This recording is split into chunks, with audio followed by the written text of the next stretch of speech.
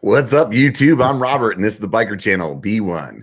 Today, we are on the I don't know what number episode. I think it is 18th episode of BiKER Bar. Appreciate everybody being out here today. Wrapping up the holiday weekend, so I'm sure that you guys are all just itching to go back to work tomorrow, so you get one last run at having a little bit of freedom, and I appreciate you guys taking the time to spend it with me. First off, I need support. Please help me stay alive. No, I'm just kidding. I do need support though. And the way that this channel and the way that this podcast continues to go and to be funded is by the people on Patreon. So if you have been thinking about it, maybe swing by patreon.biker.com, or you could actually go to patreon.com/biker, B1KER, and take a look there. There's a couple of different levels that you can do. One is $1 a month. One of them is $5 a month. So it's up to you. You want to buy me a beer once a month, or you want to buy me a beer once a year. So either way it works. Also, you can check out shop.biker.com. This awesome hat for those of you guys that can see it. Ooh, look, I'm like Vanna. If you're listening to this at home, I'm doing kind of like what the guys did in Superman whenever they were stuck in that little glass thing floating through space, like, I'm stuck in here. And I also have a sick ass hat on, so you can stop by the shop.biker.com and pick one of those up if you'd like. Moving on from that, so who do we have tonight? Tonight we have Josh from Daily MTB Rider. I had to say that and picture it at the same time, otherwise I was gonna fuck it up. So Josh is here, and his channel he actually started a while after me and has now just rubbed my nose in the dirt with his sub count. So Josh, you want to go ahead and tell us about what your channel is and what you're doing over there? Yeah, thanks Rob for inviting me onto the BiKER Bar. I'm so stoked to finally be here. Like Robert said, my channel is the Daily Mountain Bike Rider, or like Robert said, Daily MTB Rider, or if you're Robert, you can call it the MTB Daily Mountain something. Anyway, so that's my channel. Yeah, I started just a little over a year ago, and I started my channel just to make just kind of how-to videos and talking about mountain bikes and gears and everything else, gear. And now really the channel's kind of evolved. So I do some POV writing. I still do a lot of how-tos. I do a lot of experiments and comparisons, and I just do everything because I love mountain biking and I create content that I want to watch, and people seem to enjoy it. So yeah. So you are based out of Bellingham, Washington, right? Yeah, which is basically like as far northwest as you can get in Washington before you hit Canada. So people say I'm Canadian, which is very hurtful, you know, because I am an American, 100%. I don't know about that. You are pretty close to the. So you're not from there though, are you?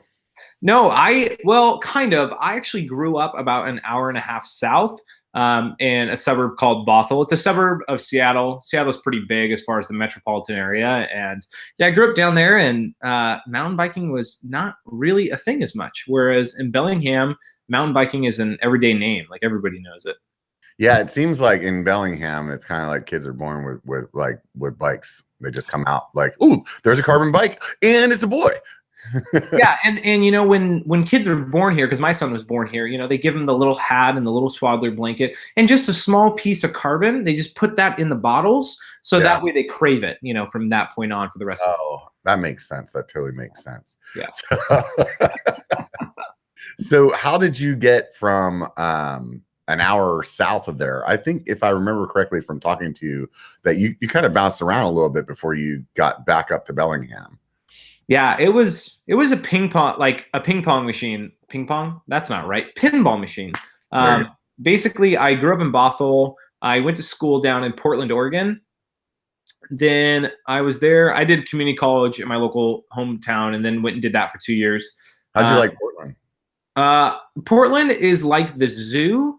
Everybody loves going to the zoo. Like, you get to see the animals. They're so different and weird.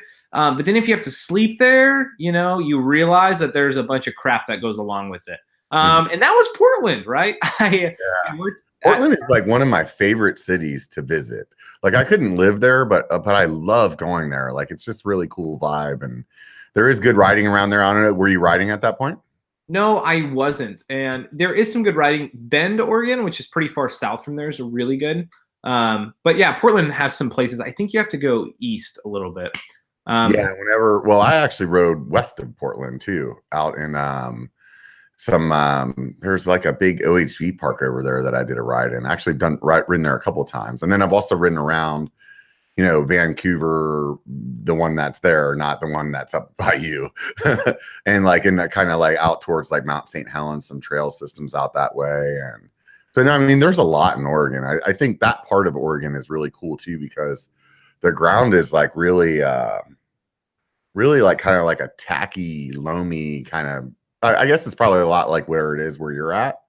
And when I went to Bend just recently, which you mentioned also, Bend was like completely different. I was expecting that same like kind of soil in Bend, but it wasn't the case. Have you ridden Bend? No, but I know a ton of people who have, and they say it's super, super dry. Was it dry when you were there? Yeah, it was a lot like Tahoe. It reminded me of Tahoe a lot, like super kind of sandy and dry. But it wasn't granite everywhere, so I don't know what was making the soil that kind of sandy mess, but it was. Yeah, and it snows up there in the winter, and so I lived in Portland, and as you'll hear about my journey, there's so many sad stories of where I've lived, and yet how I didn't ride there. So you're like all the meccas, and I didn't ride there. Yeah, it wasn't as bad as like I was in the middle of Utah and I didn't ride mountain bikes, but it was pretty close. So yeah, I was in Portland for 2 years. Then I moved back to my hometown for it was probably about a year. And that's when I got into mountain biking. I've told the story on my channel, but a lot of people haven't heard it. A couple of my friends, we were over to a friend's house for dinner. They were talking about, hey, I'll see you tomorrow. Yeah, we'll load up the bikes. And I'm like, what are you doing? And they both look at each other and they look at me kind of like, you're not going to get it, dude. And they're like, we're going mountain biking. And so they were going to a place called Duthie Hill. Have you heard of Duthie, Rob? The name sort of rings a bell, but I feel like I'm being set up for failure here because no, you're not. Basically, Duthie Hill is in Issaquah, Washington. It's east of Seattle. It's like everybody's favorite place to go in Seattle because it's a little like skills park, so you can learn how to jump or drop, and there's not elevation. It's very flat, so you're not tired, and you can do a bunch of like super small loops. So anyway, I went there with them, and that's where I kind of got the bug. I mean, I wouldn't say I got the bug for mountain biking. I thought mountain biking was really cool, and I started doing it. But a couple months later, I moved to Phoenix, Arizona, and I brought my bike with me, but I lived in Phoenix for a year and a half and didn't ride my mountain bike once. Oh, no. Yeah. And that's probably the place that my favorite ride that I've done on my channel so far is still South Mountain in Phoenix. Yeah, South Mountain, and to be honest, like, in a lot of people, especially you, knowing where you live, Rob, being there, a lot of people are going to say, what a dummy. The idea of driving an hour to go ride my mountain bike was like, I couldn't get over that idea. Yeah. It just, to me, that was like an insurmountable distance. Like, right. I was like, man, 2 hours driving. There's so many other things I could do in that time. It's like taking a flight to New York City for a cup of coffee or something like that. Exactly. Like, it doesn't make any sense. Yeah, and for me, like living in Washington, like you can drive 10 minutes and ride your mountain bike anywhere. And now here where I live in Bellingham, I can ride my bike 8 minutes and be at the trailhead. So, I lived there for a year and a half, and I went to Sedona multiple times and never rode my bike. Which, in hindsight, I'm like, man, if I could go back in time, I would slap myself in the face so many times and say, go ride Sedona. Yeah. I was down there just earlier this year for the first time. And I'll tell you what, that's probably one of the most picturesque places I've ever been. Like, you can stand anywhere in the city, and just every direction you look looks like a postcard. Like, it's just really beautiful, Yeah, and it's nuts. I don't know if you probably drove over there, right? Yeah, I did. But you drive north from Phoenix, and it's like highway and cactuses, and it's beautiful, like, absolutely. And then you like round a corner, and there's like a visitor station, and then all of a sudden it's like the gates of like Mother Nature open up, and you're like, oh my goodness, like, this is ridiculous. If anybody hasn't been there, just Google Sedona, and your mind will be blown. Like, it's crazy. Yeah, definitely. I mean, it is definitely a sight to see, that's for sure. So you were there in Phoenix, you said, for a year and a half, and then you took off from there? Yeah, so I basically, I left from there. Me and my wife moved to Bellingham for my job, and we moved in, and I still had my mountain bike from Phoenix. Hadn't ridden it in a long time, and people were like, hey, if you ride bikes, then Bellingham is like the place you have to do it. And I kind of heard that, and I thought, yeah, okay, like I understand you. And I was actually looking at my phone of how long it took me from when I lived here until I actually rode. And it wasn't that long. I think it was like 3 weeks. And I went out for my first time, got incredibly lost like multiple times, but fell in love like almost instantly. And yeah, it's kind of been smooth sailing ever since then. Did you ride bikes when you were a kid? Yeah. So I rode BMX bikes. Like my dad, when I was 10 years old, I remember I had like just a junky Walmart bike. And I don't know why my dad every now and then gets on kicks of like super cool stuff. So we went to the bike shop and bought everybody in the family a bike. And he got me, it was a red, white, and blue free agent BMX bike, which I don't think they make those anymore. But I remember thinking, oh my gosh, I'm the coolest kid in the world right now. Like my dad just spent like $350 on a bike. And I just like got hooked so quickly.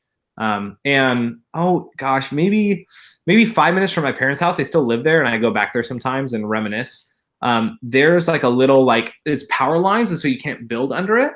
And so it's not that big, but there was a bunch of dirt jumps. And so that was in between my house and school. So I would ride my bike to school every day. And then right when school got out, I was the first kid out of the classroom. I'd jump on my BMX bike and I would go to the jumps and I would stay there until my mom came home, which was like 5 o'clock. And I would just loop those jumps over and over and over. And I loved riding my bike, like from an early age. Yeah. I think a lot of mountain bikers, I don't meet many of them that didn't actually ride when they were younger. I think that's part of it, is that it like kind of pulls that that childhood love or that sense of freedom or whatever it is that you get out of it as being a kid, and it kind of brings that back. And I think that's why, I think that's why a lot of guys like dig it the way that they do. At least for me, it was something like, there's like guys in school that were like really good at football or whatever, and like just like more traditional sports. And biking was something that I was always just good at. Like that was one of those things I was good at naturally. I mean, I'm not like pro good, but it was like something that like that I was decent at. You know what I mean? And I think that I just really enjoyed it. It was like you said, when I was younger, it was like ride around and hit these little jumps around town and stuff like that. And then I got into mountain biking. So your buddies got you into it when you went out that first time? Were you on like borrowing somebody's bike or? No, dude. So we were talking and they were like, I was like, hey, can I come with you guys? And, they hesitated. They're like, do you even have a bike? And I'm like, my dad has a bike. Once again, I said my dad would like get on kicks. Right. He tore his ACL. My dad was into snowmobiling for a time. He had a boat, sold the boat, bought snowmobiles. He got really into snowmobiling, like souped up his Polaris 800, whatever. My sister T-boned him out on a ride, tearing his ACL in his knee. So my dad had surgery and got this great idea. I'm going to buy a bike because that's going to help my knee recover. So he went and bought a hardtail Trek in, oh gosh, it was probably 2006 with disc brakes and, front suspension. And he was like, this is the coolest bike. And he never rode it. So my friends were like, do you have a bike? I was like, yeah, my dad's got a Trek. Like, it's awesome. And they kind of like, well, okay. So I went to my dad's house, stole his bike, pumped up the tires and, wiped the dust off. And they both had, oh gosh, I think one of my friends had like a Trek full suspension bike because he worked at a bike shop in Arizona. My other friend just got into it, and so he had a Specialized camber. I knew nothing about bikes. All I knew was 2 suspensions were better than 1. That was the verbiage I used, right? Good. I didn't know like they probably both had XC bikes. Anyway, so I showed up, and the best part was we started riding, and right in like the main area at Duthie Hill, there's like 4 drop-offs, and they go from like little up to biggest. Mm-hmm. And I looked at it and I'm like, I could probably go off that big one. And so I just went for it and jumped off the big one, and they both looked at me like, all right, dude, I think you're better than both of us. Let's go ride the trails. And basically, I just jumped anything I saw because that's what I did as a kid, and I was always fine. Right. And so it was super funny because I was the guy with the kind of little bit older. It was actually a pretty nice bike. And they were in the nice bikes, and I was the one leading them or towing them into things. That's awesome. That's really awesome. Yeah. Some of that stuff just doesn't go away, right? Yeah, it's almost like riding a bike. Bad analogy. Never mind. It's funny. There was a bunch of stuff that I did without hesitation when I was younger, and I don't do that anymore. And I think it's just really comes down to like, I don't know, somewhere along the line, one of those screws that was a little loose when I was younger got tightened up or something, you know? Well, when you say younger, what do you mean? Like, when did that switch happen for you? Well, I took a break from riding bikes for about 10 years. So whenever I got back into it, I just didn't, I always rode pretty hard, but I think that like, there's just, just a level of when I was younger, there was a lot more of those kind of like, fuck it type moments. You know what I mean? And maybe it's having kids, maybe it's, being worried about being able to go to work or whatever it is, but definitely not as quick to try something as I was when I was younger. But I think the other thing too is, for a good period of time, I think I was still riding a lot harder than I do now, but I had my fork fail, and because of that, I had a AC separation in my shoulder. And that really just put kind of like the fear in me where I'm just way, way more conservative than I ever was before. Do you still have a bump in your shoulder? Yeah, I do. You just can't tell because I'm fat. If you get fat enough, then you can't tell. I've got a pretty gnarly one. That's what started my YouTube career, was my AC joint separation. That's what started it? Yeah. That's funny. How the hell does that start a YouTube channel? Yeah, hey, I can't ride bikes. Let's do a video about that. Yeah, does that not make sense, right? Like, hey, I can't do the sport I love. I'll make a YouTube channel about the sport I love. No, it was August 2017, so like a year and a couple months ago. After a long ride, we went to the pump track, which Bellingham just got like a pump track about that time. Mm-hmm. And I had a brand new full suspension bike that the suspension wasn't dialed yet, mainly because I didn't know how to dial suspension. And so I'm blaming that, but it was also my fault. Is when I ride now, people are like, dude, you're like the king of heels down. Well, it's because I was the princess of heels down and tried to double in a pump track with my heels up, rotated forward, had an AC joint separation on my right shoulder, which is now like a bump. It was like the closest one to not having surgery. Yeah, that's where I was at too. Yeah, yes. It's like a third degree or third degree. Yeah, that's what I had. And I broke my left wrist. And before then, in July, I had the idea of starting a YouTube channel about mountain biking. I had done some edits. I had a GoPro Hero Session, the original one, and put it on my helmet. And actually, if some people have commented, they're like, Josh, I watched your old videos. And I'm like, oh, dude, that's like the dark web. We don't talk about that. On my back whenever you like did drugs and had long hair. Freaking No, it was just like so cringy. Like it was like my own personal channel. And I'm not going to tell you how to find it anyway. And I would post like stuff around Bellingham. Anyway, and I thought to myself, man, I want to start a YouTube channel that is a mountain bike YouTube channel. So in July, I created the name Daily Mountain Bike Rider, because back then I started, I wanted to get better at mountain biking. So every day I'd go ride my bike around my neighborhood, and I got to know my neighbors that way and got a lot better at just like little skills. And then I had the injury. And then 2 weeks later, my friend Matt was like, hey, I bought a it was the GoPro's gimbal. I forget what it's called. I know what you're talking about. The Karma. Yeah, he bought the Karma grip, and he's like, I'm gonna start posting all this footage, 4K footage of our local mountain bike trails. And I remember thinking, oh my gosh, no! Like I had this idea. Matt's stealing my thunder. I'm injured. I can't ride bikes. I'm going to start my YouTube channel. You said that fucker to the punch, huh? Yeah. And so in October last year, 2017, I did a review on multiple bikes. I posted some riding footage of me, and I still had my brace on from where I broke my wrist. And in the videos, I'm like, hey, you know, guys, like I'm not riding very hard because I'm recovering from an injury. But I remember at that moment, like in my brain thinking, the second I upload something, I know I'm going to start a snowball that's going to go down a hill, and I can't stop when I start. And literally I told myself that, and I knew like I had to create content that was engaging. I had to create a logo and like a theme that people could relate to. And once I started uploading, I had to upload every week.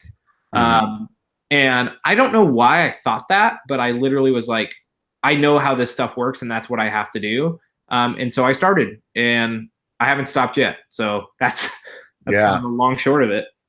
I think when you first start, that's the most exciting, is just your, I think that when I started my channel, I haven't had that kind of drive for something in so long. It was really refreshing to like pour my fucking soul into something, even if I wasn't doing a good job of it.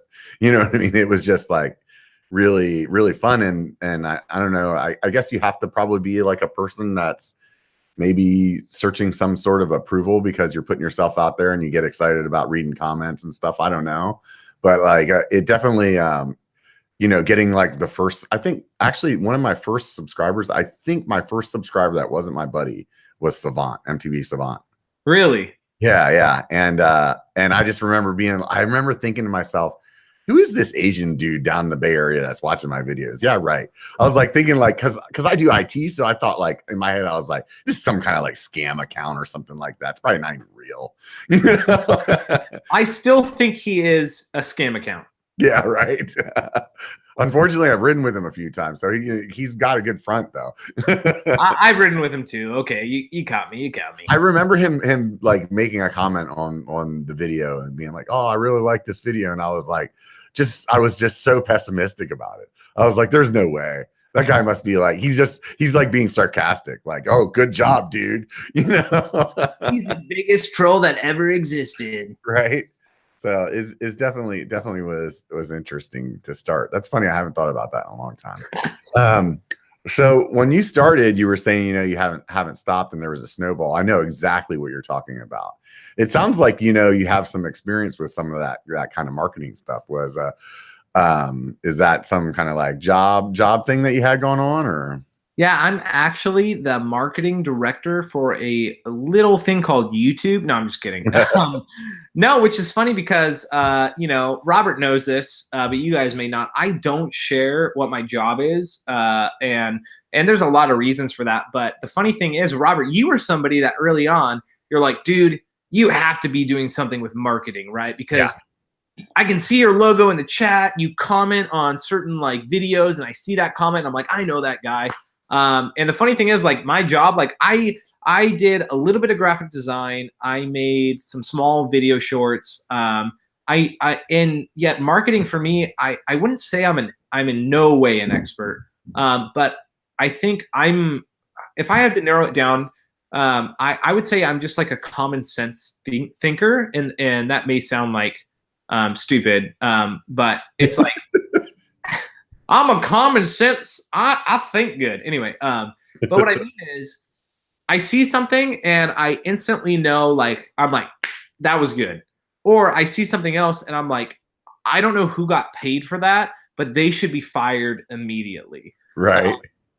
And I kind of put that into practice on my YouTube channel. And not to say I have it all figured out or I did everything right, because I have done so many things wrong. And I still get ridiculed for them, which is my favorite part of the channel, is all the mistakes I've made. But I just thought to myself, and I say it and it sounds like tongue in cheek, but it's not. I made videos that I wanted to watch. And, you know, sometimes late at night, this is going deep, daily mountain bike rider. People are going to think I'm so pathetic. Sometimes late at night, like, I'll just be bored and I'll click back to some of my old videos and I'm like, what? what are the 5 ways to wheelie better? I don't even know anymore. I can't even remember what I said. You're your favorite. You're your own best subscriber, dude. I am, right? That sounds like everyone's gonna be like, this guy has the fattest head in the world, which is true. But literally, I think to myself, like, I created this content on a subject matter that I'm like feel like I'm an advanced writer at, and yet I'm watching along, nodding my head, going, yeah, that's what I do. Yeah, that's exactly right. And I'm going, man, I'm such an idiot. I'm being clickbaited into my own content.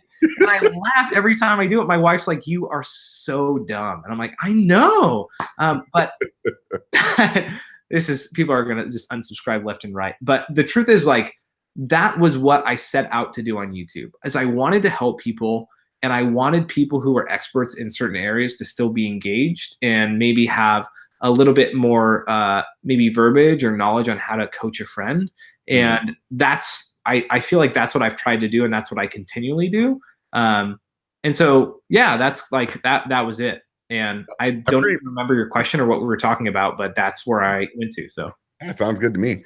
I pretty much don't have a clue what I'm doing or have ever really. I think that's probably the problem with my channel is I've never really had a good direction. What are you doing with this channel, Robert? Fucking making videos, man. You know, like I don't even think about it whenever I go to the trail to like record. I'm like, oh yeah, I'm making a video about where I'm going. And what's that going to be? I don't know until I start editing, you know? So I think that maybe I need a little more direction.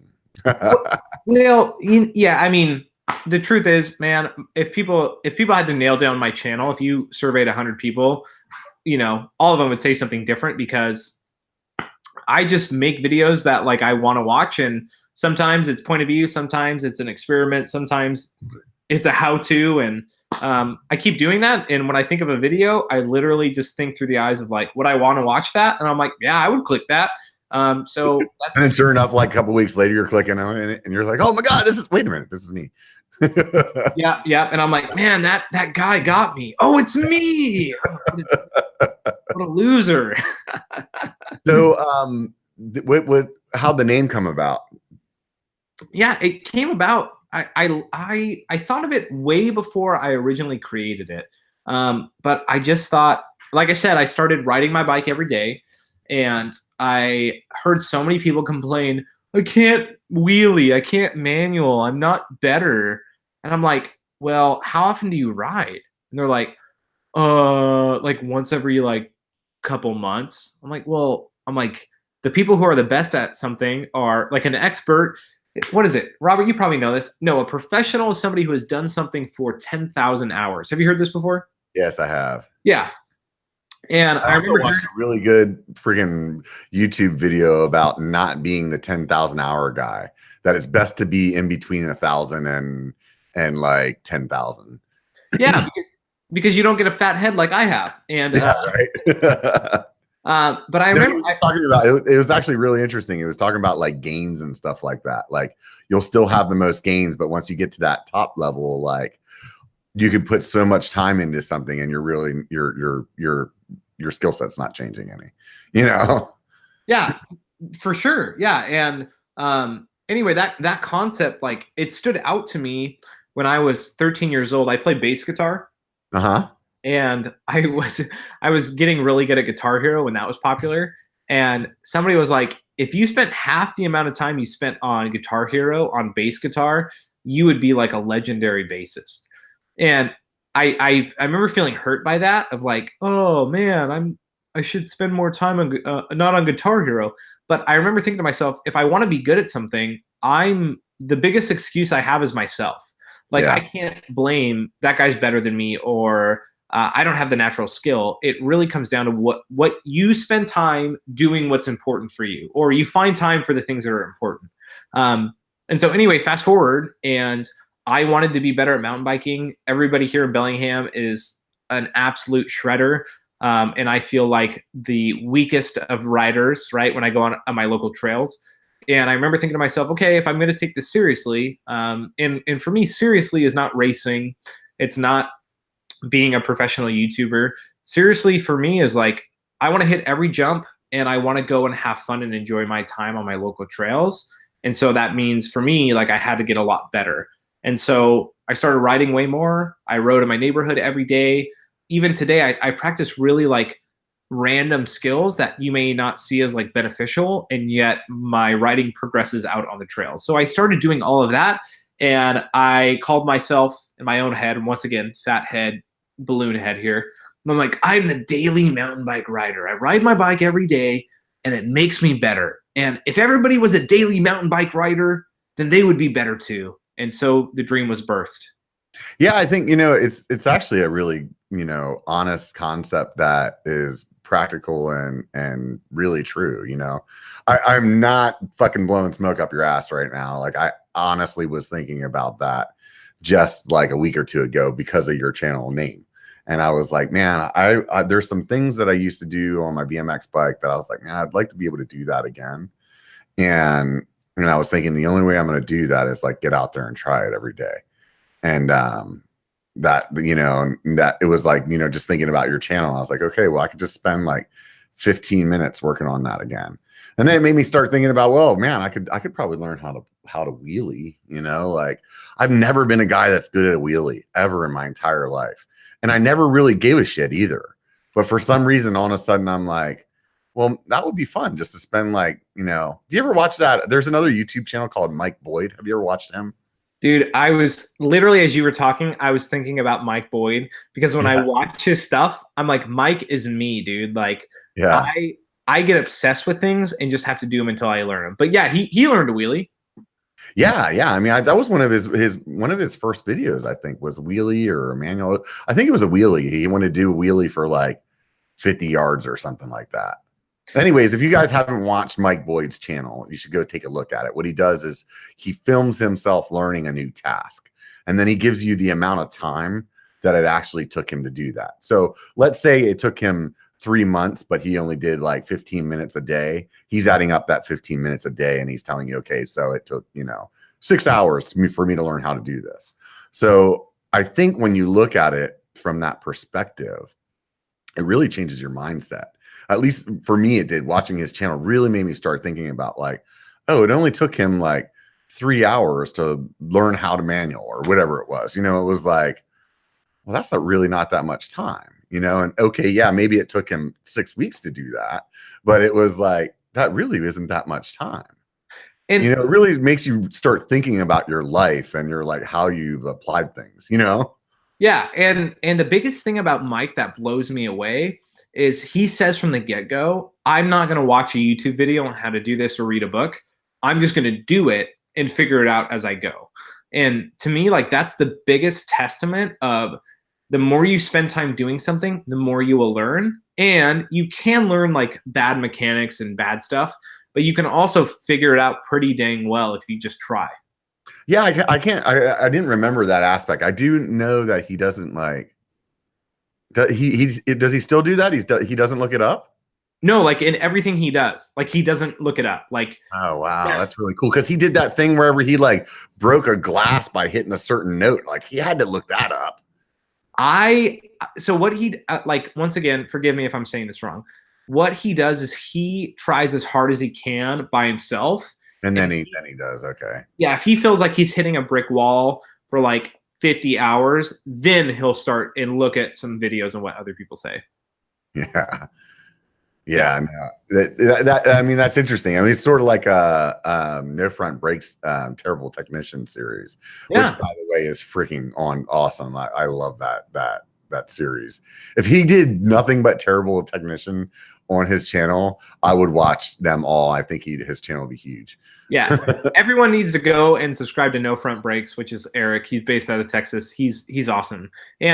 And the truth is, like, I've heard a lot of watching it. I think that's the thing, is I hate watching it as much as I like watching it, because he doesn't look shit up. And I'm like, you fucking idiot. I'm like, I want to yell at my TV. I'm like, what are you thinking, man? Did you not have a bike when you were a kid? Like, it's just freaking hilarious. But you know what though? Like, he is like the person inside of all of us that's like, I don't need to listen to directions. I'm smart enough. I can figure this out.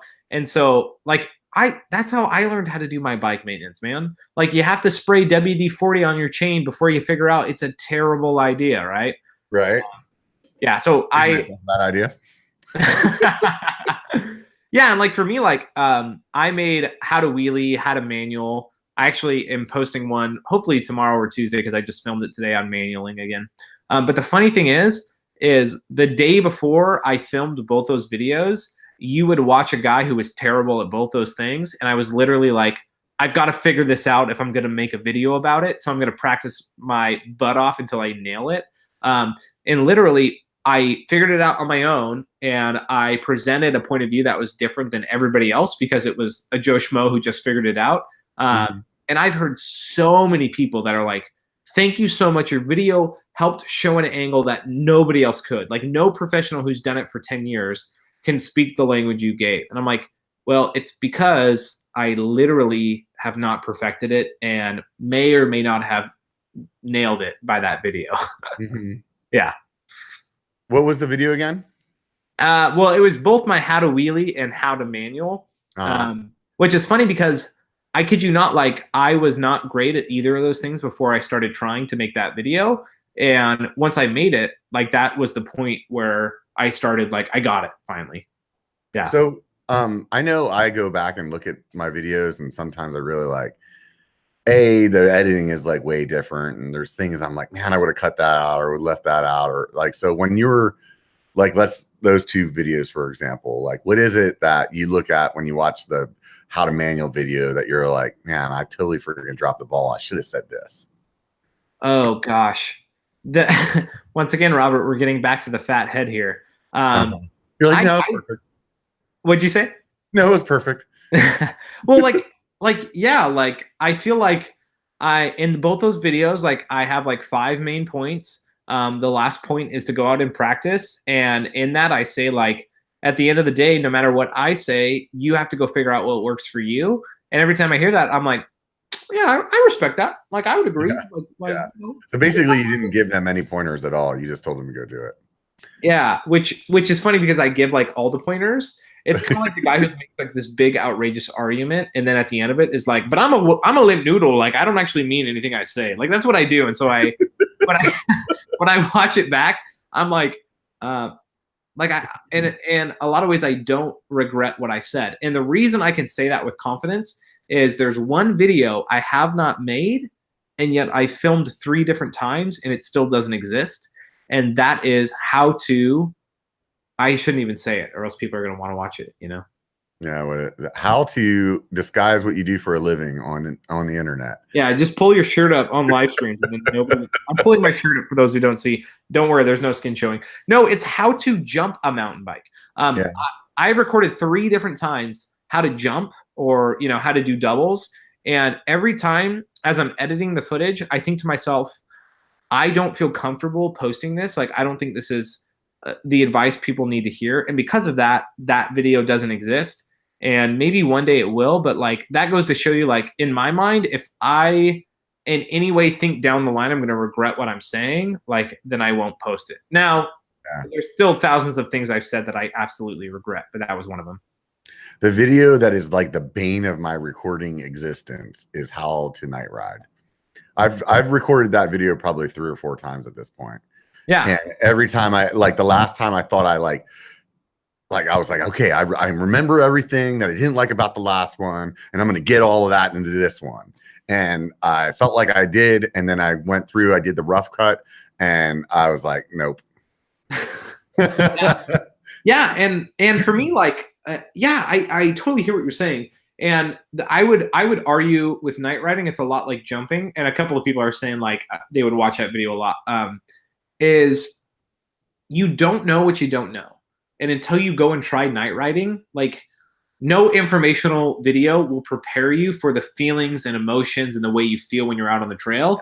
And so that's what I think. Like my first time night riding, I didn't know anything, and I probably should have died, and somehow I didn't, but I learned from it, Yeah, I think the thing with the night riding is I feel like it's just the video quality and having it bright enough that it's, that it looks decent, and the color of the lights just wash everything out. And especially like here where it's kind of dry, I feel like I remember saying on the last ride, on the last edit, I actually remember saying, if I lived where Daily MTB Rider does, I bet you this would film a lot better, because I felt like I was thinking about like your dirt up there, and I was like, oh, it's not so reflective, like, because it's like more moist and stuff. And oh man, I just it's definitely a tough one. I mean, even Bobo says so. I mean, if Bobo says it.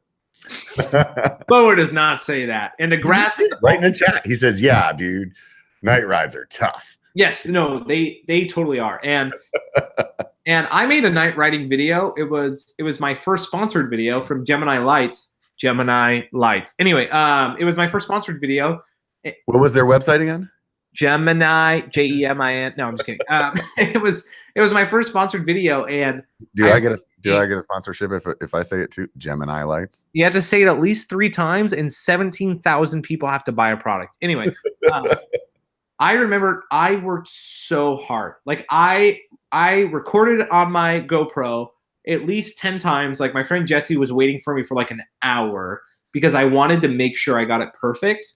And in post, it was still garbage. And I'm like, come on. And the worst part, and Mountain Bike Geeks on here, Bobo, MLC Adventures, anybody else who's a YouTuber, nobody wants to watch night riding videos. Like, look at anybody's night riding videos, no matter how clickbaity the thumb is or the title, nobody watches them. And that is the biggest, like, it is the hardest video to make. And then once you make it, you feel like nobody watches it. And that is the worst feeling. The coolest thing that I've seen on a night ride video was by MTB Savant. And what was his video? I think it was about night riding, or I don't remember exactly, but when he was doing it, he rode the trail in the daytime and at night. So he would you would be watching the video, like he's about to hit this jump, and in the daylight, and then it would and then it was the night portion, and then it would be like back to the day again, and it was like in the exact same spot of the exact same trail. I was like, oh, that was really cool. But now he did that, I can't do it, you know. And again, that like, I might have written that down for my next video. Like, that's a great idea. No, actually, it was really slick. You should go take a look at it. That's MTB Savant's channel. Yeah, so. Yeah, MTB Savant, he's the man. But yeah, like, night riding is just, it's something so awesome, but it's hard to capture. And I've realized not a lot of people night ride, which is a shame, because up here in Washington, you have to if you want to ride. That's just the truth. Yeah, I mean, I think it's this time of year as well. I mean, I think that if you want to, you know, be riding through the week and not, you know, just the weekends, the only way to go about it is get a light. You know, how long have you been riding at night? Is this something that you've been doing for quite some time, or? I actually think I started either last year, or I probably went on a couple the year before. But last year is when I did it the most. Yeah. What's one of your fun night riding stories? Ooh, fun night. Oh, the most fun one was the first night ride I ever did. We were in a birthing class. That reminds me, the first time I night rode was 2 years ago. We were in a birthing class so that I could make sure I could deliver my baby well. And there was a guy there who worked for Kona. Did you deliver your baby yourself? Yeah, well, it was in my belly. You know, I had to figure it out somehow. No, I mean, like, you delivered your wife's baby, like, or instead of having like a midwife do it, or you're just like there, like, coaching her? I was at the birthing class. I did not deliver my wife's baby on her own. That's what hospitals are for. I didn't know, man. Maybe that's what your job is. So I was just trying to get into it. Yeah, my job is I'm an OBGYN. # right. Whatever. But no, I went for the first time with him. I think that was about as freaking un-PC you've ever made a joke online at that point, man. What, saying I'm an OBGYN? I don't know. The hashtag thing in my mind went a lot of bad places, dude. I didn't fill in the blanks. So that's where your mind goes, dude. I think that counts, dude. You pretty much just said fuck on the internet, dude. Anyway, so yeah, you're at this birthing class, right? Yeah. So he's like, "Hey, let's go night riding," and I'm like, "Oh, cool. Do you have some extra lights?" I'm quickly getting away from that subject, and he's like, "Yeah, sure." And so we go, and I had just started like jumping a lot of bigger jumps, and I was like, "I'm not going to jump at night. I'm not going to jump at night. Jumping at night is stupid. I'm not going to jump at night." and one of this guy's friends is leading, and I'm behind him, and he just starts going off the hugest jumps, and I'm like, well, if he does it, I can do it. Woo! So I was fine, but the whole time I'm thinking to myself, like, I'm about to die. And then we go off this like a bunch of huge sets, and then we get to a wooden bridge, and it has chicken wire on it, and it's stapled in to give grip. And then all of a sudden he just goes wham, and literally like a bunch of the chicken wire like piled up on itself, and his pinky was like pointing to yesterday, and he's like, oh my gosh, I broke my pinky. And I was like, oh, you're all, how do you know? And then you're like, freaking just, yeah, and he shows it, and you're like, dude, I didn't know you could point that far right. And like, I was like, dang. And so he had to like walk down the mountain. It was a pretty far hike out. And I thought, like, bummer, that guy broke his pinky. This guy's wife, the friend of this guy, is actually our pediatrician, which is also what I do. And she was like, one day, it was probably my son's like year checkup, and I'm like, hey, how's that guy's friend? She's like, he has had multiple surgeries on his pinky, and he has another one scheduled in a week. Like, that one incident, he had multiple surgeries, not from a jump, not from doing anything crazy, but from a wooden bridge with chicken wire. And since then, and before then too, I am deathly afraid of wet manufactured wood out on mountain bike trails. Yeah, I know. I definitely understand that. Yeah, that's the crazy thing about mountain biking, man. You know, like you can do all like this hairy shit, and a lot of times it's like, I'm not kidding you, the section that I went down in and where I screwed up my shoulder so bad, I don't even think I was going 10 miles an hour. You know what I mean? Like, we had just started at the top of this hill that is like nothing. There's like some rocks on it, and it just so happened to be like that fork failed, and when it did, my headset dropped to the tire, and it just threw me the right way. And however my hand was, whichever direction it was, you know, like, it was just like the perfectly aligned accident, just like that, dude. You know, that's the part that's just like crazy. You know, you get in your head about all this other stuff. Maybe you shouldn't be, you know. and the truth is, like, all of my biggest injuries or mountain bike failures, it's never on the biggest jumps at Whistler. It's never on doing something huge for the first time. It's always the mediocre and the mundane that you think is safe. And then you realize, it's like reality hits you upside the head, and you realize this sport in every way is not, it's like not normal. Like going at high speeds by trees and jumping in the air with a 30-pound bike underneath you, like, that's not normal. And sometimes if you do something wrong in just the right way, you feel it. So yeah, it's just, you know, it's one of those things that I think that most of us mountain bikers are complacent about, is actually realizing how dangerous the sport is. You know, when you tell people that you ride mountain bike that don't ride, they're like, oh my God, you do that? You know, and in my head, I just think that they're like thinking that I'm like, you know, doing Rampage, you know, and I'm like, no, I'm not doing that. And they're like, no, but you like out there in the mountains, like with like in the woods in the middle of like, oh yeah, they are actually thinking about what I do, you know. And it's like, you know, and to them, they're like, that's just fucking nuts, you know. And it's like, I talk to, you know, friends of mine that are climbers, and that's the way I look at them. I'm like, what the hell's wrong with you?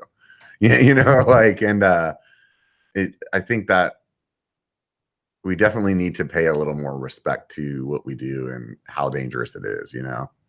Yeah. And if you don't, you'll, once again, Murphy's Law, right? Like, if you don't give it respect, or you don't realize like that it really is like anything can happen, and you can get off the bike for, honestly, permanently with just one wrong move, like, it slaps you in the face, right? So yeah, I mean, the injuries that you could sustain could be like the end of your life, you know. Like, it literally, it could be that, you know. Like, a night ride story, actually. There's an exposed section of Auburn that I was riding on, and my light just died, just cut out.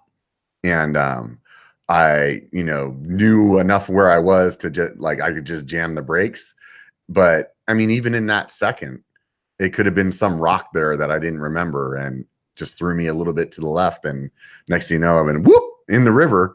And, you know, at that point, the water was going pretty good and it was really fucking cold. Like, who knows how long it'd take me to get hypothermia or just drown right there. You know, like maybe I banged my head on a rock on my way down and like, you know, it's just that simple, you know? Yeah, people don't realize like, how quickly we can go down. And yeah, I forget it too. You know, it's the truth. Hey, Robert, I got a question for you. Yeah. I'm switching gears, but I think it's a good gear because it's something I've been thinking about a lot recently, and I'm guessing you've thought about too, is the difficulty that is making content for the internet that is YouTube. And the question I have for you is one I've thought about a lot. What video did you put the most work into that you were most bummed out about not getting better results from? You know,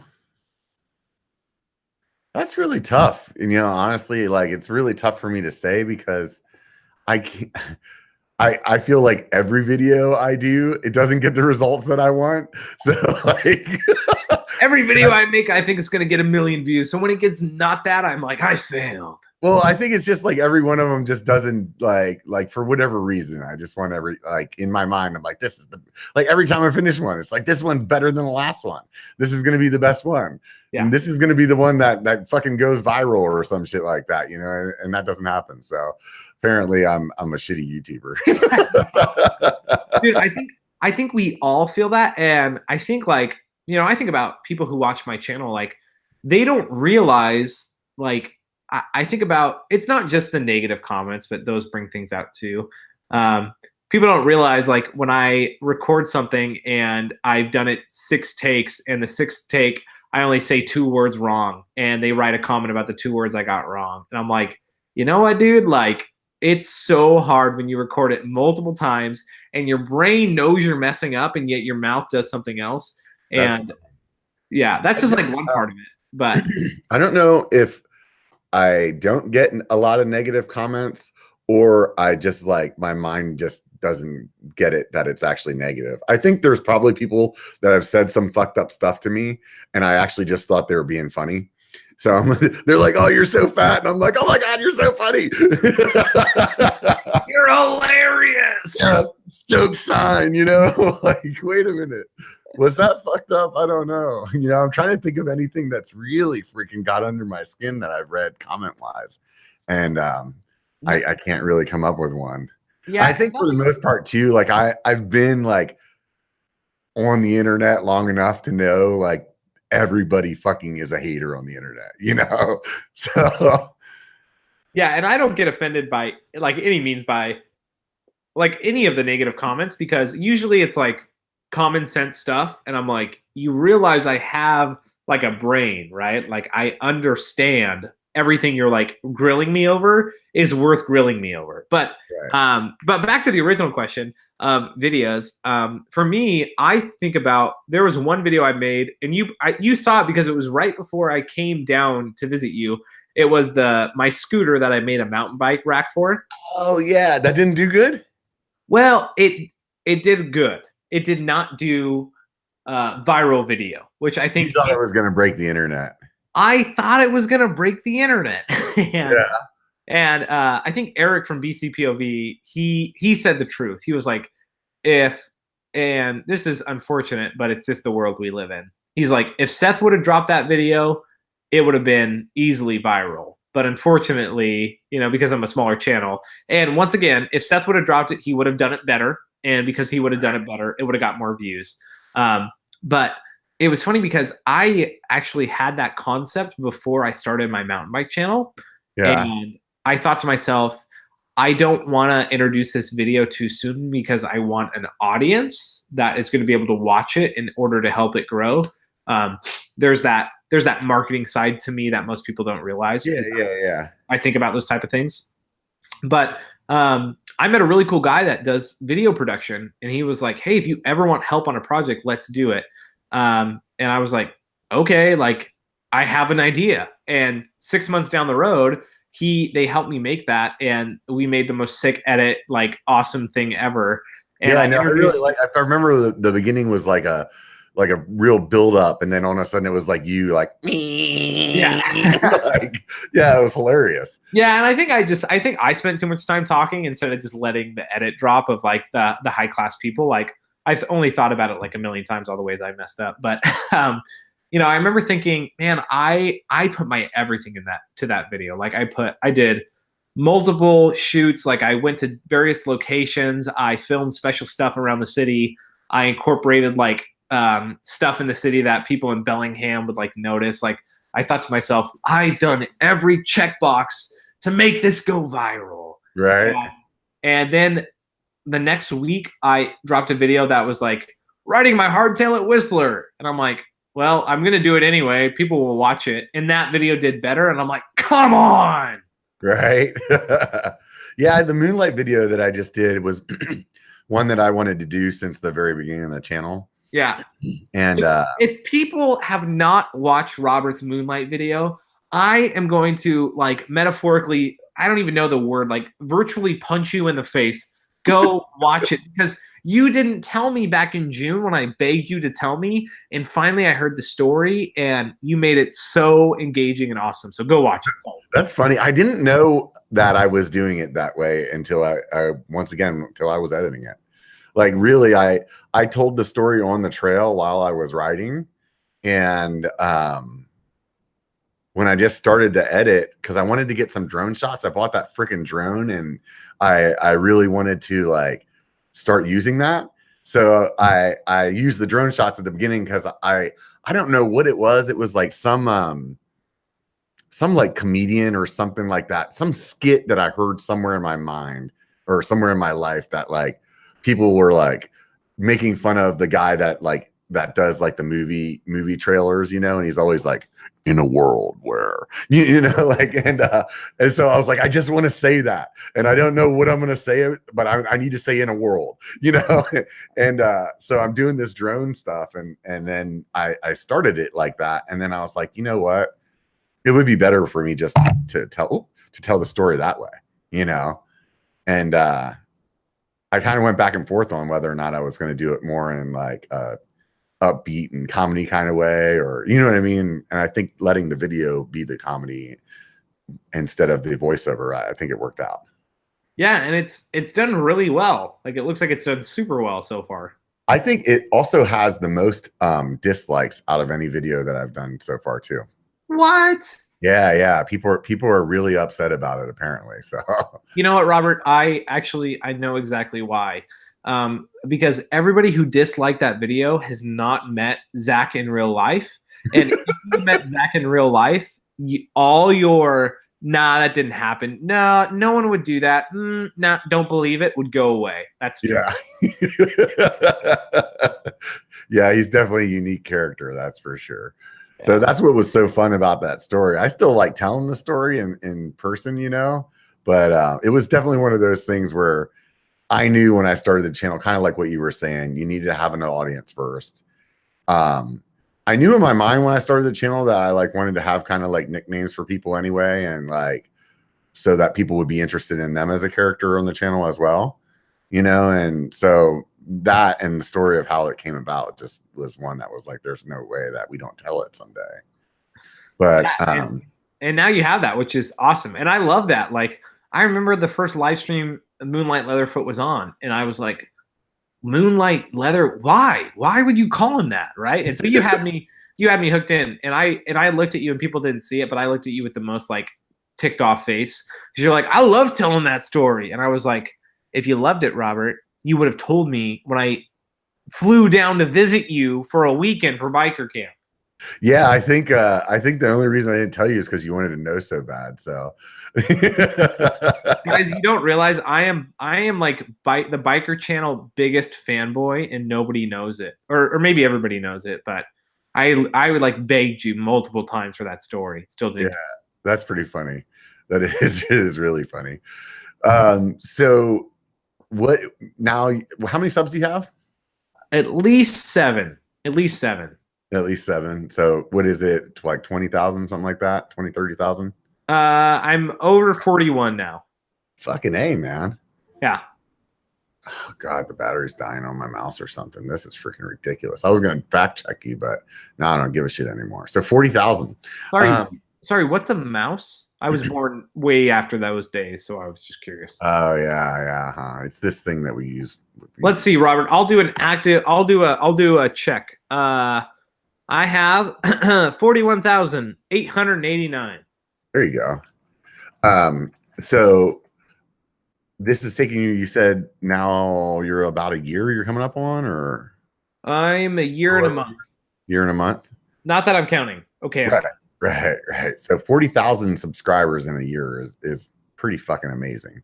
What do you think contributed to that? Oh, luck, clickbait, and PewDiePie, all those things. No, I'm just kidding. By the way, sorry, total side note. Have you seen the PewDiePie versus T-Series? No, I haven't seen that. I don't watch it. Dude, I am obsessed. Everybody who on the chat, probably everybody knows about it. Anyway, long story short, PewDiePie is going to get out-subbed by some random Indian YouTube channel. Oh, really? Yeah, and he's the biggest YouTuber in the world. But yeah, I knew who he is because I looked like I remember being on like Social Blade one day, and it was like, oh, this is the biggest one. So I went and I just wanted to see what his content was like, because that obviously makes sense, and the dude it was capturing. It was enough to keep my attention for a while. So I definitely know who you're talking about. Yeah. But back to your question, what contributed to my success? I think, I've thought about that too a lot. And there's very few mountain bike channels specifically that have grown at the rate I've grown. I think the closest one would probably be the Lone Ranger. And Ryan had one video that still to this day gets crazy views, which is a run in Whistler with a big wood feature in the thumbnail. And that video has like 3 million views, right? And he grew exponentially from that. And I look at my channel and I'm like, you know what? Like I have a good amount of videos that have a lot of views, but I don't have one video that got everybody in. I didn't do. I mean, I was thinking even to myself, like, I think that, I don't know. I don't even know if Brian, like BKXC, had 40. I don't know what he was at the end of 1 year. That's actually a good question to ask him.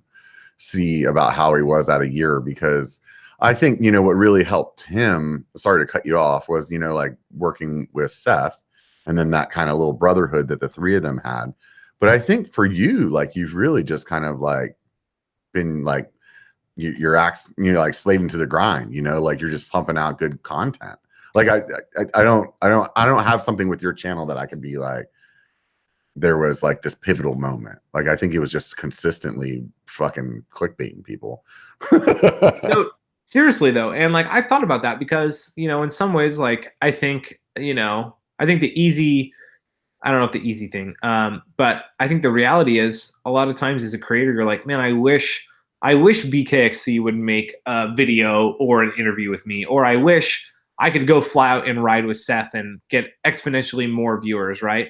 But if you look at my channel, like it really is, I have the subscribers I have because of the content I made. Now, there are little things along the way that people have helped me out. I was thinking before today about coming here on the Biker channel. I remember back in the day, back when I was a small channel, a guy named Robert from the Biker channel wanted me to be on his live stream. And I thought to myself, I have arrived. I'm going to get so many subscribers from going live with this guy. And so I've had little things along the way that have like totally helped me. And so I would be naive to think like I've done this myself. I'm awesome. But yeah, in a lot of ways, like I keep making good content. People keep subscribing to me, and it's, people say it a lot and it's very tongue in cheek and cliche, but like it blows my mind that 41,000 people have watched a video and decided to click a little button. Like regardless of what that button means, whether it was subscribe or a like button or you're not a complete dum-dum. Like to me, that's so cool. Like I just love that. And so I think it just comes down to like what I said earlier. I make content that if I was a viewer, I would really enjoy watching. And my hope is to always do that and never sell myself short and never ever put content out that I wouldn't enjoy. Mm-hmm. Yeah. So you've been pretty successful this first year. I would assume that if you continue doing what you're doing, you're going to be just as successful in your second year. At what point is it that you quit the job that nobody knows and do this full time, or is this just going to be like your side gig forever? Yeah, that's a deep question. It's a question I've wrestled with a lot recently. And if people realize two things: one, I have a Patreon. I've never pushed it. I never will, because I don't know, I probably should. And guys like you, Robert, tell me I should, but part of me goes, I don't know if I want to push something, because if I went full time, I would need that, and I would push it really hard because I need it. But I don't know if I'll ever go full time. I love the idea of making mountain bike content, but in my life personally, I find a lot of fulfillment in my job, and I enjoy what I do, and because of that, mountain biking is, yeah. I mean, honesty hour. Doing mountain bike YouTube videos full time for me would be easy. Doing my job is a lot harder, but I find a lot of fulfillment in doing my job. And so I've really been in that crossroads a lot recently, because most channels my size are doing it full time. And for me, like, that day will probably come, but I feel like it'll be a while until it comes. Maybe that answers your question. I said a lot of vague things, so. No, it doesn't matter. I mean, I think at the end of the day, it's the way you feel, you know? Yeah. So, and I think, you know, not pushing your Patreon is probably a little easier with the growth that you've had, to be honest with you, Josh, because you have enough views on your videos that you're probably making a fairly decent, like, revenue check from YouTube. Obviously not enough to go quit your job, but I think where it's somewhere like for someone my size, where my views are way lower than yours, if it was, I personally can say without Patreon, I probably wouldn't still be making content, you know? So, because there is a certain point where it's like, I mean, the way I explained this to somebody just recently, it was like almost a year until it was like 6 months, 6 or 7 months, I think, until I got that. You know how you have to like get $100 in ad revenue from YouTube before they cut you your first check? Yeah. I think it was like 6 or 7 months. So basically, I was, no joke, putting 40 hours plus a week into my channel. And to work a full-time job for 6 months to get $100, that's some fucking passion. You know what I mean? But like, passion like that doesn't last forever. You know what I mean? So it definitely, at some point, you got to feel like there's a light at the end of the tunnel, or some sort of reward for all the effort that you're putting in, you know? And I think that's, you know, that's kind of where, you know, I've called people to Patreon for that, you know, is to really, you know, help me keep creating content. If you guys really like it, fucking get to the Patreon or subscribe. And, you know, I always say that too, you know, at the very least, just watch the fucking video, you know, from the beginning to the end, you know, and if you like it, then hit the freaking thumbs up button because you liked it. You know, I don't feel like it's some like sacred thing. Like, dude, if the video makes anybody's video for this matter, if it makes you smile once or makes you laugh once, like, it is worth the energy it takes you to move your hand over and freaking push the thumbs up button.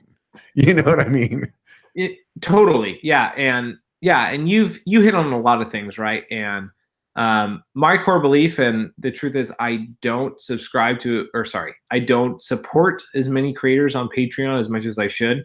I do support bikers, so make sure you do that at patreon.com/B1KER. Anyway, do I have to pay you for that? Is that what just happened? I thought that's why I was doing this interview. Anyway, but the truth is, like, you know, I think of it in two realms. The first realm is, you and I are creating content that people enjoy for free. Now, it's not actually free, because any ad that you watch, we get a small kickback from. And when I say small, I mean $1 to $3 per 1,000 views if we're lucky. That's just facts. It's not, you know, me saying that. But the truth is, like, if you're making a video a week that I enjoy, that's 4 to 5 videos a month. I feel like that's worth at least, Robert always says it's a beer. I always call it peanut M&Ms are my favorite, right? So it's a big bag of peanut M&Ms. Like, throw me a bone. Like, I would buy my friend lunch if he was doing something for me once a week for 10 minutes. Like, I would do that because I love my friend. Right. And he's taking care of me. And so to me, like, supporting somebody on Patreon for $3 a month, like, that is like chump change. Like, I would give a homeless man $3 a month. More than that, though, I feel like it's good to support people. Yeah, and I mean, it's like, even if there's guys that I'm supporting, I'm not on their plans, whatever their tiers. I just went to their site or went to their Patreon and said, here's $1. Yep. You know what I mean? And at the end of the day, if you have 1,000 people giving you $1, that's a good chunk of change. And that's you might like $2,000. Right. But I mean, you feel like you may feel like your buck doesn't mean much, but it will, in the growth, in the scheme of things. And and the truth is, like, what I don't say, which I wish, it's not I wish I could say, it's I wish there was a better platform to say it, and I think this is a great one, is if you follow somebody on YouTube or you watch their videos, the smallest thing you can do that takes almost zero time, click the subscribe button, because it literally costs you nothing and it supports and means a ton to the person creating a video. Click the like button and leave a comment. You can do all those things in under a minute, and it boosts that person's content. And not only that, it shows them that you're with them. And if every person who watched our videos clicked the like button, clicked subscribe, and left a comment, it would help our channel soar. And not only that, it would let us know that they care. And those are the things that they don't cost any money. It just takes a little bit of effort, and they mean the absolute world. And once again, it sounds tongue-in-cheek because people with millions of subscribers are like, thank you, everybody, you're helping me be a millionaire. But for guys our size, it really does mean a lot. And me personally, like, my takeaway is, my hope would be one day I have enough subscribers and views and whatever you call it, so that I am self-sufficient. And, I'm not going to make a political statement about Patreon. I'm not going to, make end goals or whatever. But for me personally, I would love to see the YouTube channel get to the point where it would provide for me financially full time, so that I can do everything I can to give back to the mountain bike community, to give back to people who watch my video. Because at the end of the day, I started my channel because I wanted to get to know more people and I wanted to help people out on a mountain bike. And whenever my channel ends, or if it never does end, I want that always to be the premise. I always want to give back. On my Patreon, when people support me, I don't really make much money. I just do it so I can make t-shirts for people to get, or give them something, or whatever it may be. But like, yeah, I'm on my soapbox and I'll get off it. But at the end of the day, like, I don't want to get rich from YouTube. I started it to help people, and I'm going to end it helping people. And that's just who I am. Yeah. Yeah. I think I really like the community of it. I mean, that for me is like what I really enjoy. I think when I started, man, I wish I would have wrote down like really what I expected out of it, because I don't remember, and I still don't necessarily know what I expect out of it, but I remember saying to people that at the very least, if I could make enough money to pay for one part that I was going to buy anyway, that would be worth it. And I remember saying, at the very least, if nobody watches my videos, at least I've documented my life. And that'll be something fun to be able to go back and look at. And I go back and watch my old videos, just like you were saying, and before I started my channel, I was doing some content, kind of like what you were saying, like more personal kind of content or whatever. And at that time it was B1KER as well, because I had already had the domain name. My idea for what I was doing was a little different. But anyways, one of the videos was like, I went out and rode with my kids, and I still have that on my channel. It's when I deleted everything else off there. I left that one on there just to like kind of keep me grounded and remember like where I started. But it's been quite an adventure, and that's what I was getting at, was like, so then I watched the other day, or I just recently put out a video that was like little clips of all the videos that I've done. So it's like 101 different clips. It was a great video. Yeah, it was really fun to watch, man, because it was like, man, like that statement of at least I documented my life, like really came back to my mind as I was watching it. And I was just like, this is really cool, man. Like all those adventures that I've had. And then I captured them all, you know, like that's just really neat. And that's something that like I urge anybody that's thinking about doing a YouTube channel, even if you could give a fuck about whether or not people watch it or anything like that, like maybe you don't care about that, you don't care about getting big or whatever, but do it, really do it, because it's so cool to be able to go back and see that, you know. And so I was watching those old videos and like kind of seeing that, and I went back to the one with my kids, and I remember thinking to myself, man, I should have done more videos with them, you know, because they're like getting ready to move out now. It's like, I wish I would have documented more of my life, you know.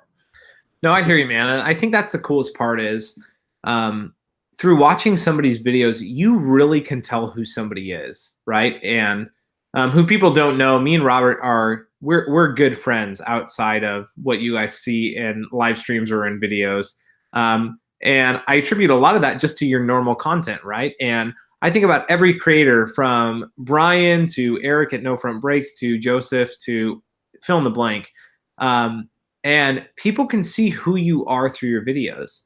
And so whenever we do die and pass on, because all of us will one day, like we're going to leave who we were for anybody who ever knew us, right? And good or bad, ups and downs, like that's there. And yeah, I think that's pretty neat.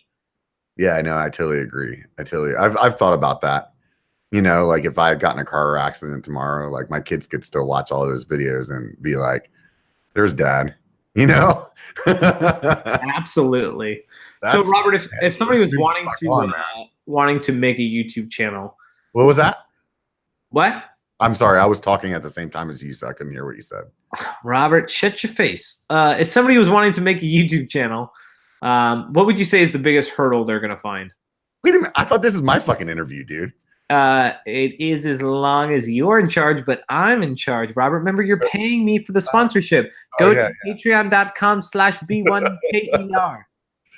No, what was your question? So what do you think the biggest hurdle is going to be? Yeah, if somebody wanted to start making videos of mountain biking or just their life. I will tell you hands down 150% without even thinking about it is editing. Yeah. It's just like, unless you are already an editor for your day job, then that won't be your problem. But for everybody else, it's like, it is so time consuming. And it's like, there is like no, at least from what I started on, no easy way to be like, oh, here's the simple way to do it for you dipshits that are just starting. It's like, hey, here you go. It's like if your first mountain climbing was like, all right, we're going to go mountain climbing tomorrow, and here's Everest. You know, it's like not any way to like get into it easily. I mean, what for you was the biggest challenge? Oh gosh, I think I 1000% agree to editing, right? Like, it is so hard to edit. And like you said, it's like mountain biking. You are not going to be rampage level your first time. In fact, you're going to be the most pathetic looking thing the first time you edit a video. I'm going to feel that. I think for me, the hardest part is making your ideas become a reality, because our brains think so highly of what we will be able to do. And yet what we actually create falls short. And that doesn't mean to let that beat you up into not doing it. It's just a reality of, man, we think we're going to do so good or all these things are going to work out. And then reality strikes and you're like, this is much harder than I thought it was going to be. Yeah, I think that there's also another end of it where it's like, it's you. So like you're watching yourself, you were on that ride, you were there that day. Like it's so easy for you to like have like a glorified idea of how well this looks. Yeah. And I think that the only way that you can actually see that is have a YouTube channel and then go back and watch a video from a year ago. And now you're watching it like a regular person on the internet does. Like you've kind of forgotten the ride, you've forgotten like the video, you've forgotten the edit, you forgot all that. And as you're watching it, you're like, oh, this is kind of boring right here. Oh, that's kind of boring, right? You know, like you're like, you get it then. You know, you're like, oh, no wonder I didn't get many views on that one. You know. Yeah, you totally see it in hindsight when you watch it back again. That's for sure. So I hear some little voices there. So you have children, 1, 2. I have one next of kin, one firstborn son. Yeah, my son Eli. He just turned 2 a week ago. Yeah. So you plan on going to any more birthing classes or? Yeah, as many as I can go to. I just love the feeling I get when I'm there. Just all the pregnant people, men and women. You know, no discriminating. No. So what's up? You gonna bang out some more kids or what? Great verbiage, Robert. Great verbiage. I just like making you squirm, dude. People might think I'm squirming, but I'm never squirming. My son is now pulling the Ethernet cable through the dog door of the door and yelling hi at the same time to get my attention. That's one way to do it. Yeah. No. So if the live stream goes offline, we know what happened. No, for sure. We're definitely planning on having another kid sometime. And we have our one son, Eli, and he's awesome. And I cannot wait to bring that kid on a ride and officially have him be to the point to communicate well enough to be on the channel. He's already been on the channel once, but it would be awesome. Yeah. Yeah. What do you look forward to with him as far as like riding? I am looking forward to the fact that knowing myself and knowing how he will be, I can't wait for the day that he outperforms me. And I know it's going to come far sooner than I ever think it could. Yeah. Yeah. I think for me, when I was riding with my son, it was just to be out there and to really kind of have these like moments together where you're just like, just two guys, you know, out in the woods having a good time. You know what I mean? Like, and the conversations or the like, dude, you made it through this, and like that same camaraderie that you have with your buddy, but like it's your kid, you know? And I think that I felt like I'm glad that I had that with him before he moved out, you know, that we were able to like have those times together where it was just like, just 2 of us, you know what I mean? Yeah. And that's your goal with like anybody mountain biking is, and maybe it's not everybody's goal, but it is mine, is like to get to the point where you can really know who somebody is and they let their guard down and just speak from the heart. And I think every father wants that from their kids, and mountain biking is such a neat avenue to get there. And you were talking about a while ago, we were talking about like, you know, getting into mountain biking, all those things. And I think the thing that got me most about mountain biking is I found it in, I rode motorcycles, I snowboarded all growing up, is it's finding something where you're allowed to let everything else in your life kind of be set aside so you can go and just feel like you have such a healthy escape. And for me, like what you're talking about is having a healthy escape with your kids in a way that just lets your guard down and you can just be who you are. And that's why I love mountain biking. And I agree 100%. Like that's what I'm stoked about. Yeah, I'm stoked about him getting better than me, which will happen. But man, that's what it's really about. So that's basically like what you love about riding itself then? Whether I had a YouTube channel or not, that is why I will continue to ride my bike until the day I die, is because, or I can't anymore, is because there's nothing else I found that's so easy to do that allows me to set everything else in my life aside and just be who I am. And I love that. Yeah. I always, I used to ski a lot. And I think the reason that I like skiing is the same reason that I like riding bikes, is that my mind's like normally going a million miles a minute on all kinds of stuff. I'm kind of like ADD, shiny ball syndrome constantly, you know, and when I'm riding bikes, like it's like I can focus on just one thing, you know? Yeah. And that's really all that they're like when you're out there riding bikes, like there's no bills to pay. There's no like, like all of those things. It's just, it all goes away. You're not worried about freaking whether or not you got to put a new starter in the truck or something like that, So yeah, and that's the coolest part about the mountain biking community is not only like do you have that feeling, but when you're out on the trails, like everybody's equal, right? Like everybody loves to be out there, and it's just there's so much joy in like no matter what kind of bike you have or what kind of rider you are accepted, which I think is so cool.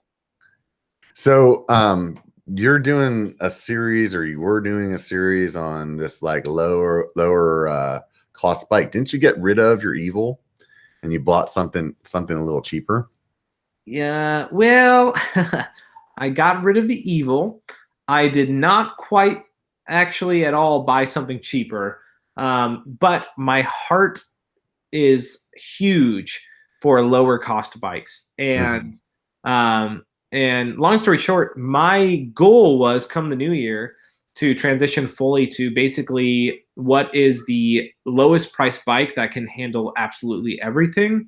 And when I say everything, I mean everything from going up to Whistler and doing the most extreme trails and going on the biggest jumps to doing cross country trails. And that's still going to be part of my channel. It's just changing a little bit.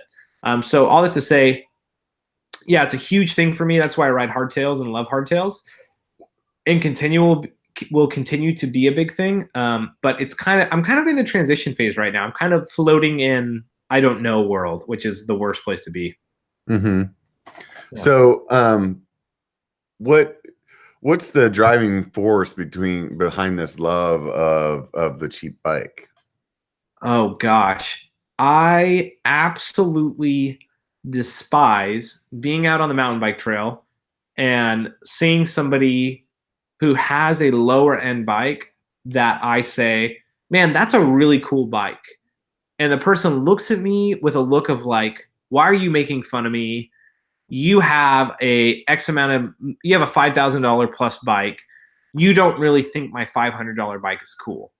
And that happens to me so often. And I'm like, no, dude, like your bike is awesome. You can do everything I can do. Like, don't tell yourself that in order to be an expert rider or in order to have more fun, you have to have this equipment. And that drives me crazy because the reason I took my entry-level Diamondback off the biggest jumps at Whistler and the hardest double black diamond trail, and the reason I ride it all the time is to show people, me and Robert have talked about this, it's not the bike that makes the biker, it's the person who rides the bike. Robert says it's not the car, it's the engine. That's the truth. Yeah, it's not the bike, it's the engine. Yeah. And that I think is my biggest core is every time we spend more money on something or buy the N+1 thing, we think it's going to bring us this amount of happiness, but once we get it, we realize it comes back down to ground level like everything else we've had. Yeah, my man, I wanted that Bronson so bad, when I bought it, and it was just I wanted something new. I was like riding this bike that was like 10 years old. I upgraded the fuck out of it, and I think there's a part of me that really thought it was gonna, like really change my riding and really like level up everything, and I think that it didn't change how much fun I have on the trail, Yeah. Like, and oddly enough, I think I've told you this before. I mean, my best time in Downeyville is still on my old bike with 26-inch wheels, so yeah. And the reality of it all is like, Robert, your bike is awesome. And your bike was top spec 2 years ago, but now it's just it's cool. It's not top spec anymore. Right. And in 2 years' time, your bike will be old news, just like mine will be. Yeah. And that's the sad truth of it is bikes change. The feeling that you get biking doesn't. Yeah, that's the thing. So it's like really like just get something that you're happy with and ride the fuck out of it, like just ride it till the wheels fall off. Yeah. And until you feel like you have to get something new. You know what I mean? Like, yeah, dude, guys on the internet that are still riding the same hardtail that they bought in 1991. you know, and they're still out there just shredding, having a good time. Like they're doing it right. People, like, you know? yeah. Like, and once you get to the point where you do need to buy a new bike, buy a nice one so you can enjoy the ride. Like, there's nothing wrong with buying a super high-end spec Bronson, or like for me, a super nice carbon transition. Like, don't feel guilty. Don't feel bad. You're going to use it. You know, you'll love it. Like, it's okay. And that's the thing is, like, I walk this line of like, I'm obsessed with the lower end, and yet I'm the first one to drop big bucks on a bike that's going to last. Like, I feel like I'm an oxymoron at times. I think the biggest misconception I think that I got out of buying my Bronson was I really honestly believed, and it took me selling my house to be able to buy the Bronson. Like, so like, it's not like I'm just shitting $5,000 bikes, or, you know what I mean? Like I am, but anyway. Yeah. And so I really felt like if I spend this money on this thing, I'm not going to be like buying any more shit. Like, I'm not going to, you know what I mean? Like with my old bike, I was like, oh, I need new wheels. Oh, I need new hubs. Oh, I need new fork. Oh, I need, you know what I mean? And it's like, I was like, man, I'm going to buy this bike and that's going to be it. Like the only thing I'm going to have to do is like maintenance stuff, like tires and chains. Right. No. And that's the thing is like, it didn't change anything except for I spent $5,000 on a bike and now I'm still buying shit every month, you know? Dude, my transition, full carbon wheels, it is my dream build. And the day I'm done with it, I can't stop dreaming about a $2,000 YT. What is wrong with us, dude? Yeah, I don't know, man. I'll tell you what, those marketing departments got their shit together. That's for sure, huh? Well, I think it's just like we as human beings, like you said, the shiny ball, right? Ooh, shiny. Like there's something in every one of us that's just like everybody has their different vice, and our addiction is mountain biking. And it's just, ooh, if I had that, it'd be so much better. Right. Dude, I don't even listen to my own advice, dude. Like I rode the new Bronson. I was like, oh yeah, it didn't really blow my mind. And then when I get home, the more I thought about it was like, well, maybe I just need to ride it a little bit more. It's just ridiculous, man. It was like, what the hell is going on here? Dude, I swear. I said that I demoed the Ritmo, and I'm like, this bike's so overhyped. And I still stand by that. But every time I see a Ritmo, I'm like, maybe I was wrong. I'm like, no, I'm not. I promise. I was right. Yeah, no, it's definitely something else, man. I don't know what it is. You know, I really like that. Like, what is it that drives us that way? Is it really like the marketing? Is it really just that like the competitive nature and being a man, where you're just like, oh, if I buy this other thing, it's going to make me better. And maybe that's the one that's going to make the difference. I don't know. Like I can't put my thumb on it. You know what I mean? I can. Marketing is only marketing because it presses into human nature. At the end of the day, it's our human nature of wanting something more, better, different, something other than what we have. And that's why marketing works, is because that will always be there. Yeah. Yeah. There's my brain nugget. I just dropped it. There you go, huh? That's the secret to your channel. Freaking yeah. Well, it is, and I tell people that good thumbnails, good titles, good content, people will click. So where would you consider yourself successful as we go around the sun again? So next year you're sitting here, like what would define success for you on your channel? Yeah. The unfortunate fact is like, and I mean that, it's unfortunate that I think a lot of times success we measure in numbers. And in some ways that's stupid, and in some ways that's okay, because every number is a person, and every person that clicks subscribe is important, right, to your channel. But I think for me, I know the answer. In 1 year's time, I will be successful in the fact that if I chose to, I could make this my full-time job, and not only full-time in that I could support myself, but I would have enough income to support my family, have health insurance, and be completely taken care of through the ebbs and flows of life. Mm-hmm. Yeah, so I would say that would be successful for me. So you think you can do that in a year? Oh, hands down, absolutely. Yeah? Like, yeah. like and like this month was a super good month, and I think if it continues to go in the way it's going, it will continue to be really good. What what mistakes have you made so far? Every mistake possible. I've made terrible conclusions on reviews. I have posted more content than I should and less content than I should. I think the biggest mistake I've made is not being true to who I am. And the more I am true to who I am, the better I do. That's very generalistic, but I feel like it really sums up where I'm at. Uh-huh. Yeah. So what do you think, what's a good example of a video that you weren't being true to who you are? Oh, Robert, you're really pulling on my my deep thinking. This is a hard question. I'm going back to my video library. Yeah. Got to take a trip down memory lane before you can come up to that. Well, I know the answer. A video that isn't true to who I am is this is going to sound like it's a really like kick to a lot of people, but it's not. Is point of view footage, like just riding footage. If I had my dream, I would only post POV. Oh, I can't even talk, dude. I would only post point of view footage of rides that I knew going in I would want to share them. I, in the past, have posted a ton of point of view footage that I only posted it as like a filler video and wouldn't necessarily want to watch. And so that's when I feel like I'm not being true to myself, is when I'm posting content that I wouldn't personally go in and absorb or watch. Yeah. Yeah.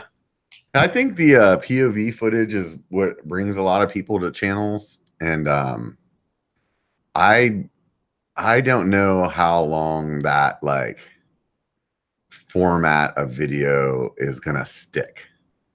Like that's like I feel like there will always be a place for it, yes.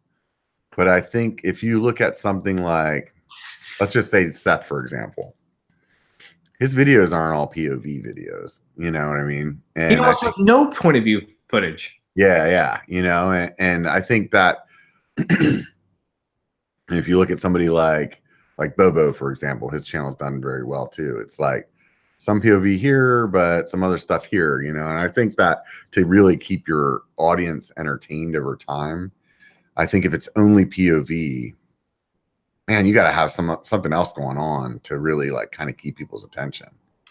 And the truth is this: nobody likes point of view footage. And hear me out for a minute, like, because Robert, I make point of view footage, so do you, so does everybody else. But the truth is, nobody likes it, right?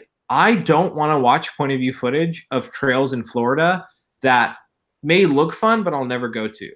But do you know what I do want to watch? I do want to watch people who are telling a story through the point of view footage that they post.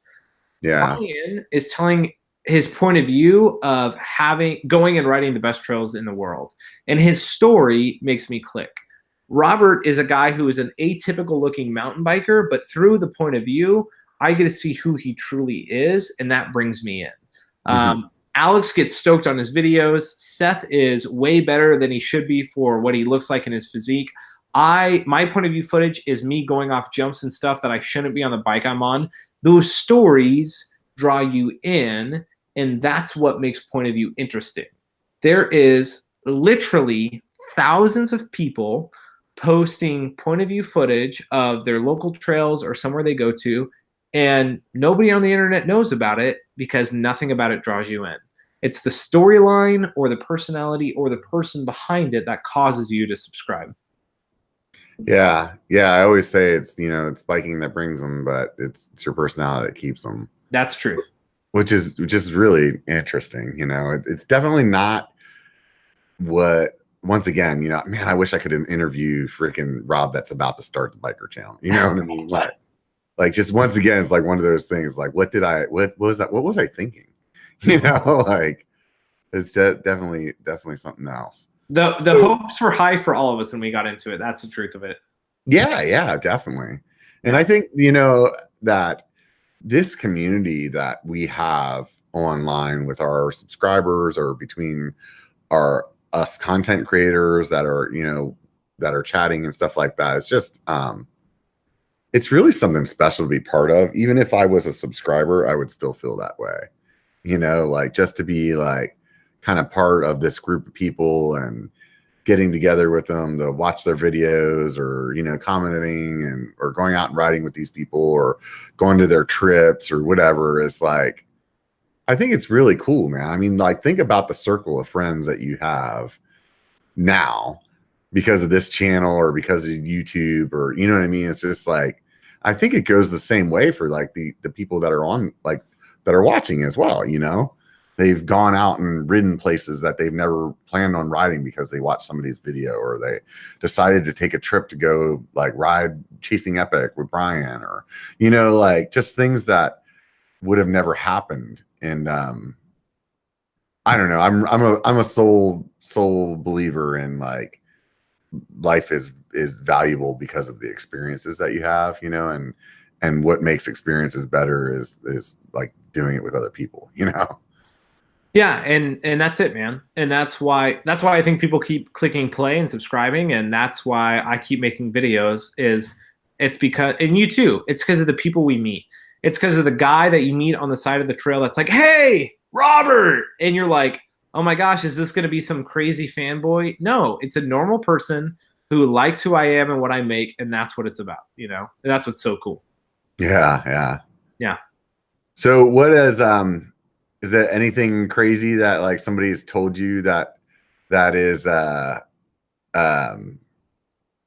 like totally not true, and you're like, how did you guys get that from my video? I don't know if I've ever had that. Like, I don't feel like people like are too far off from who I truly am. I mean, people who guess what job I have, that's probably the craziest thing that I hear. Yeah. What are some of your favorites? Oh, my favorite is Secret Agent, because I am, and I can't tell you. My other favorite is I'm trying to think. A lot of people think I'm a teacher, which is a very, very good guess. Besides that, a lot of people think I just do sales, like either real estate agent or some sort of like, I don't know, insurance. That's what a lot of people say, insurance. That just makes me laugh because I could totally sell you insurance. Robert, do you have a life insurance policy? Because you should have one. Right. Especially, I mean, we talked about all the mountain biking stuff and how unsafe it is. Yeah, exactly. Send me your business card, then I'll know what your job is.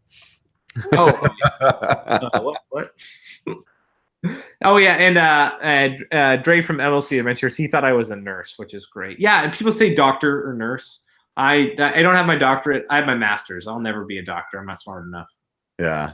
Yeah. You definitely you're a pretty smooth talker, so I that's why I would go with the sales, and then I just thought the marketing thing, because you just really kind of had your shit dialed together as far as how you were doing and stuff. So, and then you just claim like you didn't know. You're like, oh, I don't know what I'm doing. Oh, I have no clue. Dude, what do you mean? Oops, I got 10,000 subscribers. People use the phrase "fake it till you make it." I'm the person who's created the phrase because I'm living in it day by day. Yeah. Fake it till you make it. What is that? What's your favorite video that you've made? Oh gosh, Robert, you're supposed to ask me easy questions, not hard ones. Come on, dude. Nothing for me. It's always like, man, it's like so short-sighted. It's always like within the last one or two, because you always feel like you're continually getting better. Yeah. So you're always most impressed with, at least I usually am, whatever I've done last, right? My favorite video I've made is, it's probably my shred sled. It's probably my scooter bike carrier, because that was my dream. I made my dream come true, and I worked super hard on it. And every time I watch that video, I laugh, and I'm like, that's hilarious, and I want to do that. Oh, wait, I did it. And that was the goal, and so that's why it's my favorite. So do you have a new goal? As a favorite video? Yeah. I do. Something that you're really looking forward to making? What is it? If I told you, everybody watching would steal it, because literally the supplies for it are sitting right here off camera. And the video is going to be made in the next month or two. Right on. I have a couple that I'm excited about doing. Well, let's share it afterwards, and we'll steal each other's ideas and make them famous. Yeah, maybe. I'm not telling you shit, man. I need to get 40,000 subscribers, dude. I'm gonna steal it so quick, Robert. Nothing's new, man. I'm just remaking everything. You're like, oh, that's so weird. I got 100,000 subscribers now. Thanks for that viral video, Robert. Yeah, exactly. Well, man, hey, I want to tell you, I really appreciate you sitting out here on your Sunday night with wrapping up the long weekend that most people have. I don't know what your job is, so maybe you did work. Who knows? So I sell shoes, man. I worked all Black Friday. Yeah, you're like Al Bundy. Is that what you're trying to tell me? Yep, exactly. Is your wife's name Peggy? Yep. Dude, it's always great chatting with you. I really had a good time. I look forward to the next time that we finally get to hang out again and hit some trails together. Is there anything you want to say, people, before you take off? Yeah, next time you see me on the Biker Bar, I'll be down in Robert's garage. So that's all I have to say, man. Oh, is that a promise? Sweet. Guaranteed. Oh, I'm gonna have to invite you then here. So what are you doing next weekend? I'm coming down, dude. I'm coming down. Right on, man. Hey, like I said, definitely appreciate it. All you guys that are listening on podcast app, whatever it is, do a little review or a comment or something like that. So there's things that help the podcast do better. If you're watching on YouTube and you've actually made it this far and you have not hit the thumbs up button, that is fucking amazing, because I don't know how you couldn't have enjoyed it if you've been here for 2 hours. If you actually have been here for 2 hours and did not enjoy that at all, you should probably punch yourself in the face. No. No, go ahead, hit the thumbs up button, hit the subscribe button if you guys really want to continue seeing this stuff. I guess there's a bell you gotta click if you really want to be notified as well. I don't understand why the bell's not clicked off the get-go and then you like go back later and unclick the bell if you don't want to get the notifications. But I mean, who knows, right? So nonetheless, I really appreciate all you guys out there. Really appreciate having Josh on the show. And I hope you guys all had a great Thanksgiving. And remember that it only takes a bike to be a biker. So get out and be one.